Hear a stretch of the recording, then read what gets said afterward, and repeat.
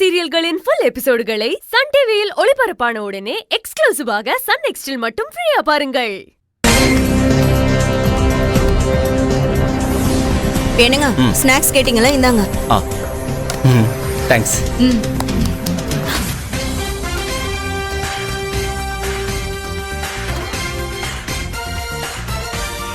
என்ன உனக்கு மட்டும் ஜூஸ் போட்டு கொண்டு வந்திருக்க? நாங்க இங்க இத்தனை பேர் இருக்கோம்ல. நான் என்ன ஜூஸ் கடையா வச்சிருக்கேன் எல்லாருக்கும் போட்டு தர்றதுக்கு? உங்களுக்கு வேணும்னா நீங்களே போய் போட்டுக்கோங்க. பாத்தீங்களா? இளமதி, கொஞ்சம் உள்ள வாங்க. கொஞ்ச நேரம் டிவி பார்க்க விட மாட்டீங்களே? என்னங்க, கதிர் கையில ஸ்வீட் பாக்ஸ் இருந்துச்சு. பொண்டாட்டிக்கு தனியா வாங்கிட்டு வந்திருக்கான் போல. அது ஓகே, ஆனா அவன் கையில இன்னொரு பார்சல் ஏதோ ஒண்ணு இருந்ததே. என்னவா இருக்கும்? மாப்பிள்ள அவன் வைஃபுக்கு ஏதோ குடுக்கறான். உனக்கு என்ன வந்தது? அதானே, எனக்கு எதுவுமே வரலன்னு தானே கவலை. இப்ப மட்டும் நான் சொல்றது காதுலயே விழாதுல சாருக்கு. டிவி சத்தத்துல எதுவும் கேட்கல. கேக்காது கேக்காது. இது கூட இப்படி சொல்றேன்.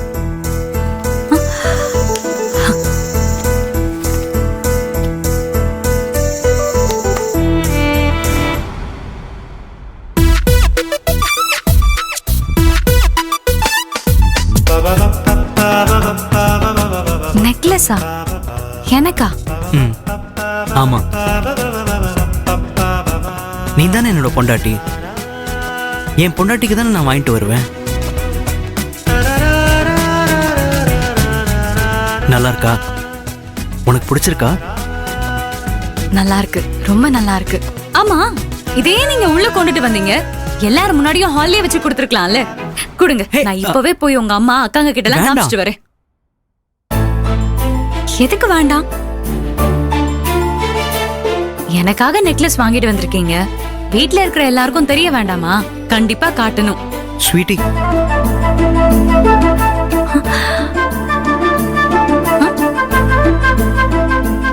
ஸ்வீட் வாங்கிட்டு வந்திருக்கேன். ஓ, ஸ்வீட் எல்லாம் வாங்கிட்டு வந்திருக்கீங்களா? கொடுங்க, நான் போய் காட்டிட்டு வரேன்.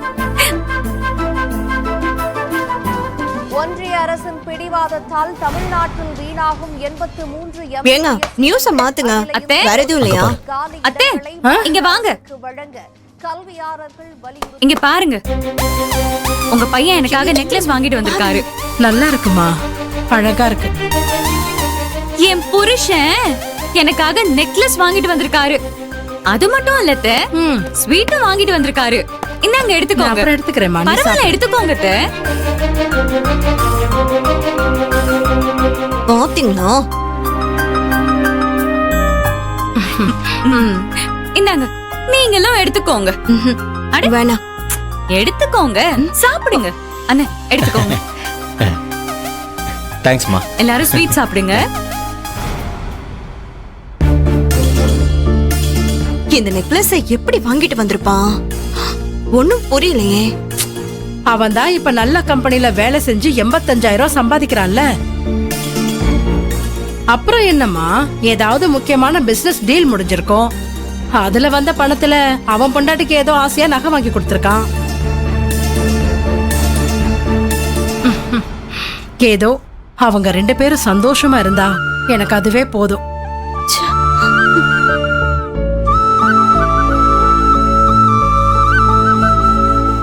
என்னம்மா அப்படி பாக்குறீங்க? ஒண்ணும் இல்லப்பா. நீங்க எதுக்கு பாக்குறீங்கன்னு எனக்கு தெரியுமா? வீட்டு மேலே அவ்வளவு கடன் இருக்கு, அதை பத்தி கொஞ்சம் கூட கவலைப்படாம பொண்டாட்டிக்கு நகை வாங்கியிருக்கான்னு பாக்குறீங்களா?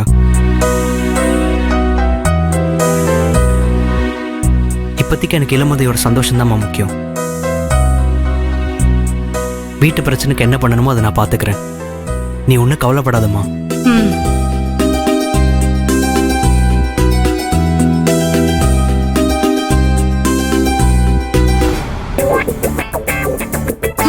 நீங்களும் தான் இருக்கீங்களே.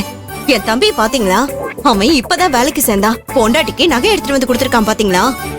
ஏய், என்னோட சம்பளத்துல என்ன பண்ண முடியுமோ அதான பண்ண முடியும். இங்க பாரு, உனக்கும் இந்த வீட்டுக்கும் என்னெல்லாம் பண்ணுமோ அதெல்லாம் நான் பண்ணிட்டு தானே இருக்கேன்.